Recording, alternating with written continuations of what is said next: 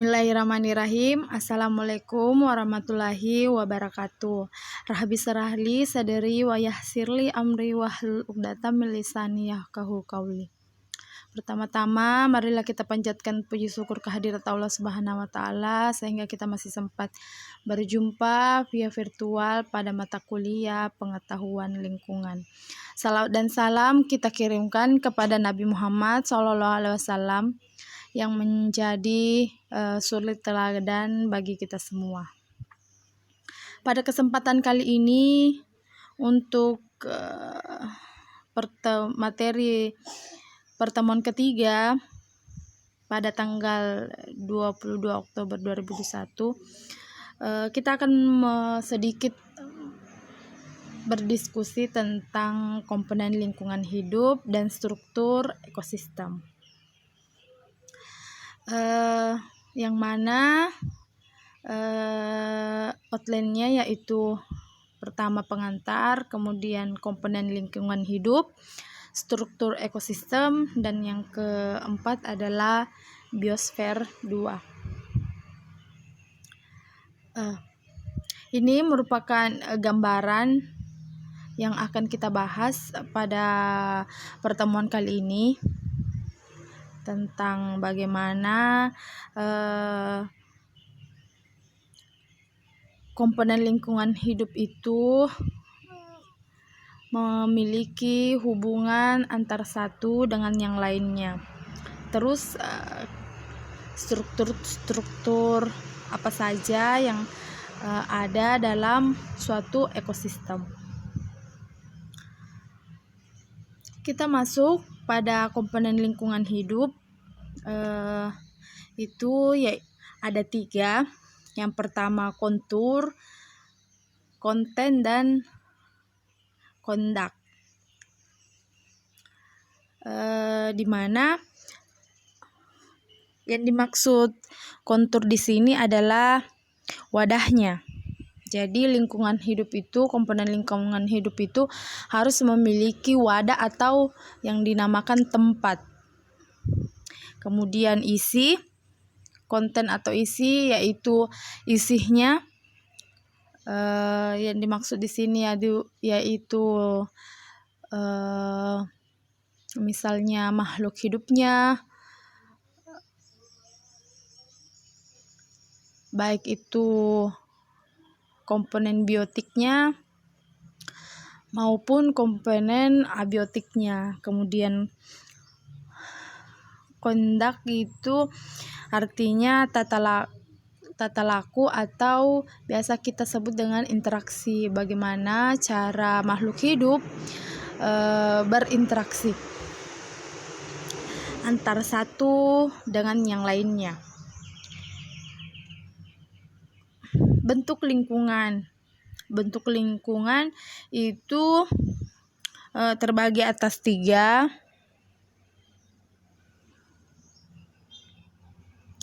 Yang pertama lingkungan alami, ada yang dinamakan lingkungan binaan, dan lingkungan sosial budaya. Jadi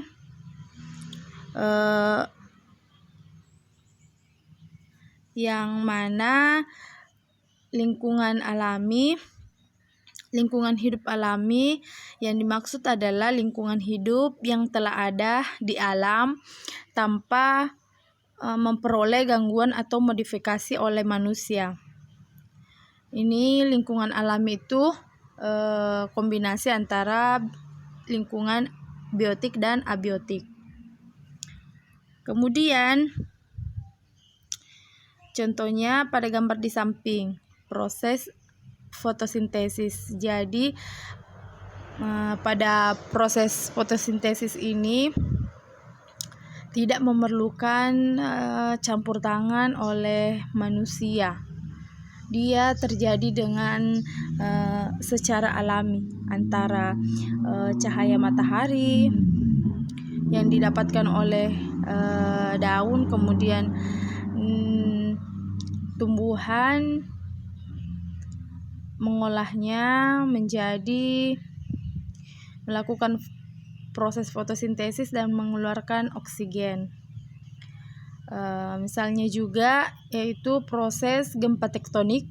Ini tidak ada campur tangan manusia atau tidak dimodifikasi oleh manusia. Ini terjadi secara alami karena adanya proses dari alam itu sendiri. Kemudian kondisi saling mempengaruhi antara biotik dan abiotik itu sendiri. Jadi antara abiotik dan biotik itu memiliki hubungan yang sangat erat, atau bisa dikatakan saling ketergantungan antara satu dan yang lain. Misalnya saja ini kita lihat tumbuhan hijau dalam proses fotosintesisnya menghasilkan oksigen, sehingga kadar oksigen meningkat dan suhu lingkungan menjadi sejuk. Maka dari itu tumbuhan hijau yang berupa komponen biotik itu mampu mempengaruhi komposisi udara dan suhu lingkungan yang mana merupakan komponen abiotik. Begitu pula dengan sebaliknya, komponen abiotik seperti cahaya, tanah, air dan udara dan unsur hara mempengaruhi pertumbuhan dan perkembangan tumbuhan. Maka dari itu komponen abiotik dan biotik itu saling mempengaruhi satu sama lain.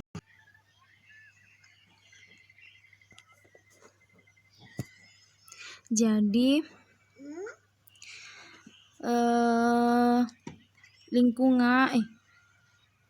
komponen abiotik dan biotik itu sangat saling ketergantungan. Kemudian kita masuk ke lingkungan binaan, di mana lingkungan hidup binaan tercipta dari interaksi antara manusia dan alam. Usaha manusia untuk memperpanjang usia lingkungan hidup dikenal dengan penciptaan lingkungan hidup binaan, yaitu berusaha membentuk, memodifikasi, atau mengelola lingkungan hidup.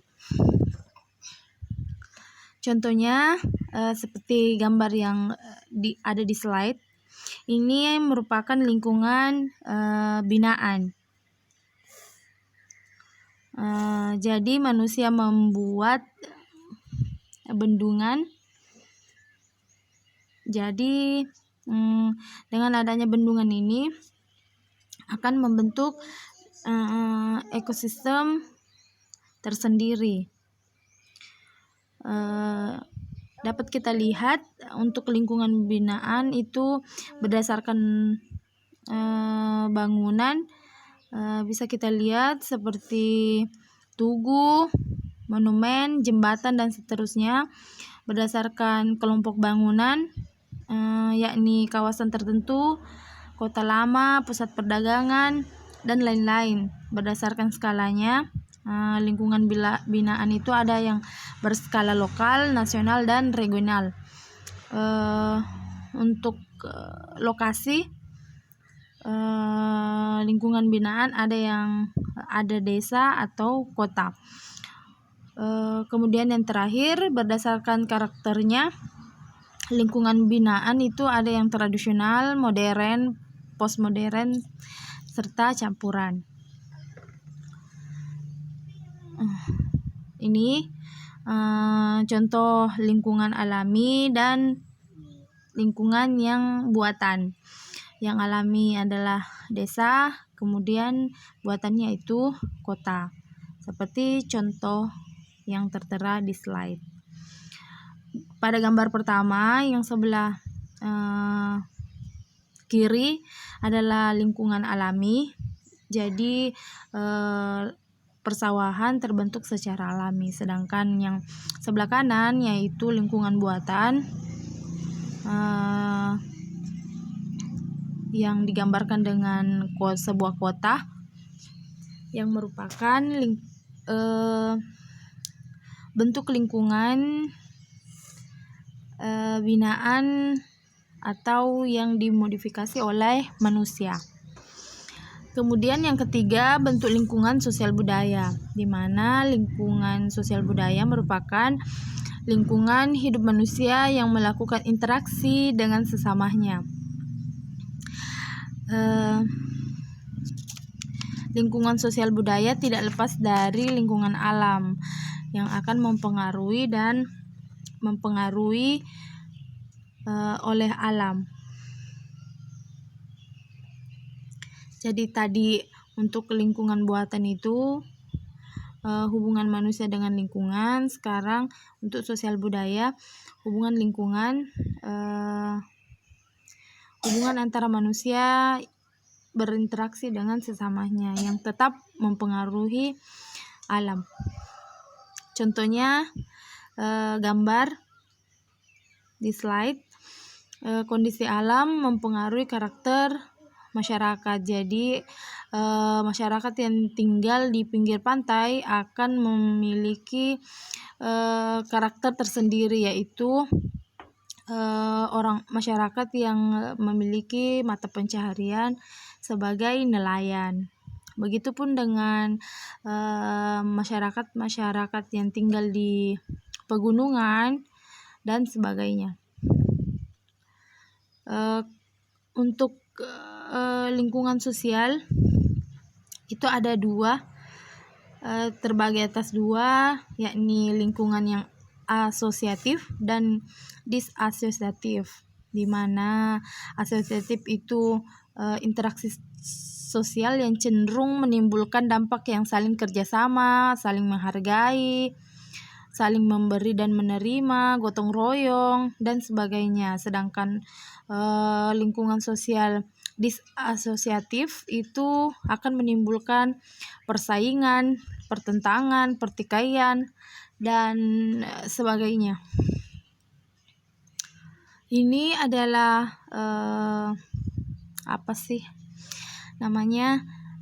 komponen yang ada di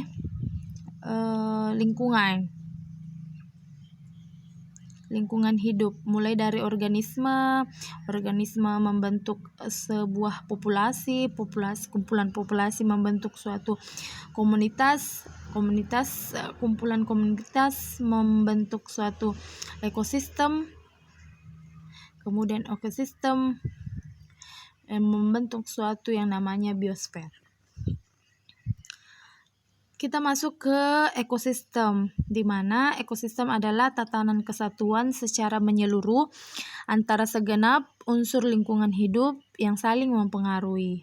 Misalnya gambar yang tertera, adanya manusia, tumbuhan, hewan sebagai faktor biotik, dan tanah, udara, air sebagai faktor abiotik.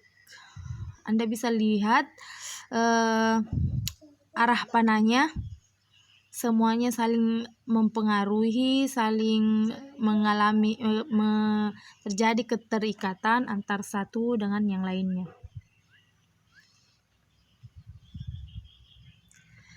Kemudian jenis-jenis ekosistem.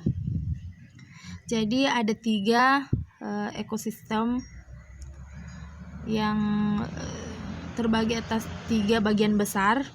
Yang pertama aqua. Jadi ini salah ya. Di situ akuatik, yang kedua darat, dan yang ketiga buatan.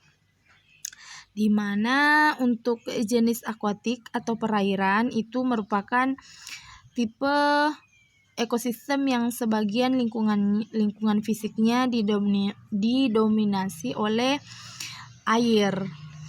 Makanya untuk jenis ekosistem akuatik itu misalnya ekosistem air tawar, air laut, estuari, pantai, sungai, dan lain-lain. Untuk jenis ekosistem darat yaitu tipe ekosistem yang kehidupan makhluk hidup dan lingkungannya adalah di daratan. Contohnya ekosistem hutan hujan, tropis, padang rumput, gurun, kars,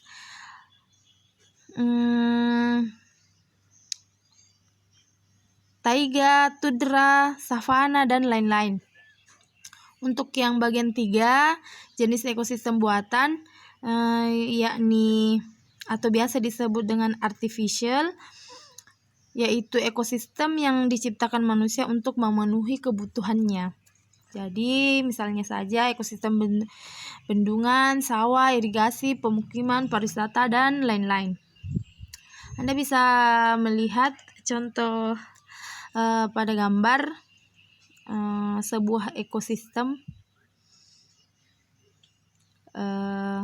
Suatu ekosistem itu memiliki makhluk hidup sebagai perwakilan komponen abiotik dan tanah, air, matahari sebagai perwakilan dari komponen abiotik, saling mempengaruhi satu sama lain. Contohnya ini bangkai yang menjadi makanan cumi-cumi, kepiting, lipan, kemudian itu ikan, kemudian ikan dimakan oleh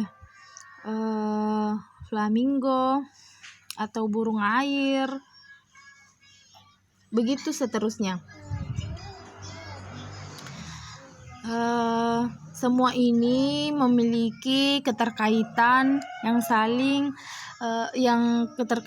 sangat erat antar satu makhluk hidup dan komponen abiotik lainnya. Kemudian kita masuk ke tipe ekosistem, ada 2, yaitu ekosistem alami dan ekosistem buatan atau artificial. Yang mana ekosistem alami terdapat heterogenitas yang tinggi dari organisme hidup di sana sehingga mampu mempertahankan proses kehidupan di dalamnya dengan sendirinya. Jadi kalau tipe ekosistem alami itu memiliki banyak jenis organisme hidup, sedangkan untuk artificial yaitu mempunyai ciri kurang heterogenitas, artinya sedikit organisme hidupnya.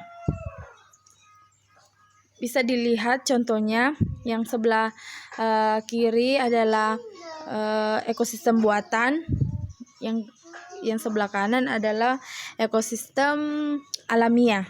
Jadi dapat dilihat ketika kita melihat ekosistem yang ada di buatan, yang ada di akuarium, hanya memiliki sedikit organisme hidup, hanya memiliki beberapa jenis ikan, dibandingkan dengan ekosistem alamiah memiliki banyak heterogenitas yang tinggi, yaitu memiliki banyak jenis organisme hidup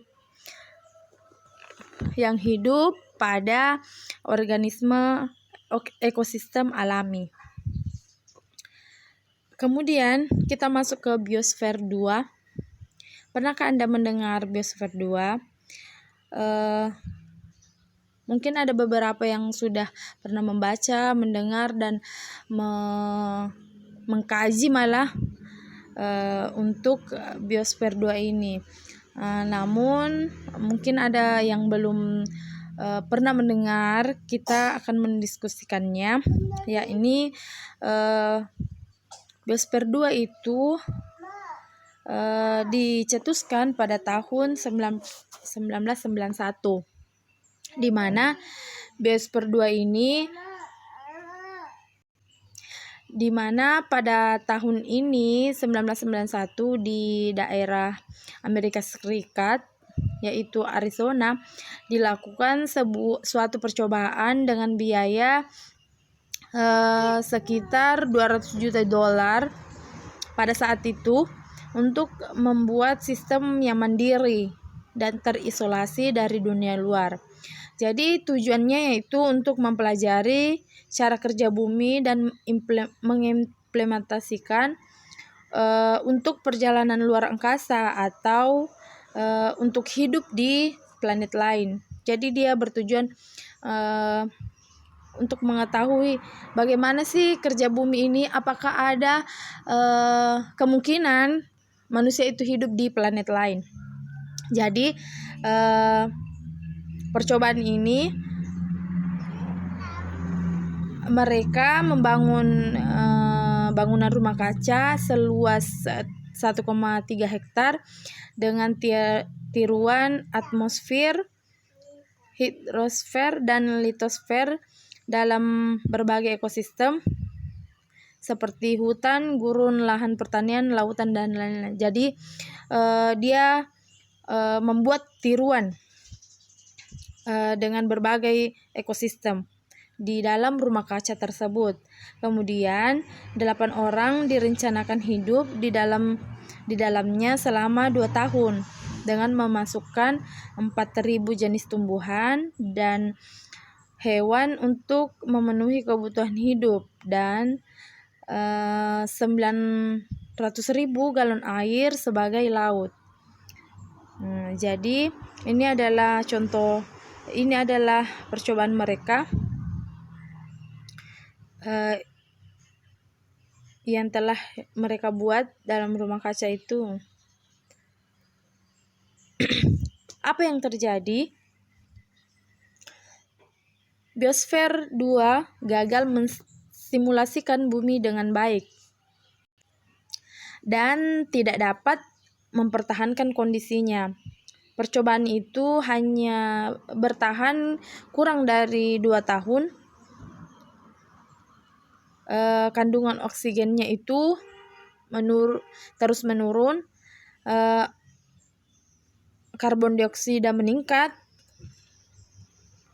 19 dari 25 spesies vertebrata kecil menjadi punah, hampir semua serangga atau penyerbuk punah, beberapa spesies hewan dan tumbuhan merajalela, perairan tercemar nutrien, udara meracuni manusia. Jadi biosfer ini gagal mensimulasikan kinerja dari bumi. Dari fenomena biosfer 2 tersebut, kita dapat menyimpulkan bahwa manusia belum dapat memahami dan mensimulasikan kompleksitas keterkaitan dalam biosfer. Ini sesuai dengan ayat dalam Al-Quran. A'udzubillahi minasyaitonirrajim. Bismillahirrahmanirrahim. Fatabarakallahu ahsanu khaliqin, yang mana Allah Subhanahu sebaik-baik pencipta. Jadi tidak ada yang dapat mencipta sesempurna Allah Subhanahu wa taala. Mungkin itu untuk pertemuan kali ini. Masih banyak kekurangan yang pada materi ini, namun semoga materi ini memberikan manfaat dan penambahan wawasan bagi kalian semua. Kemudian saya akhiri dengan ucapan billahi taufiq wal hidayah. Assalamualaikum warahmatullahi wabarakatuh.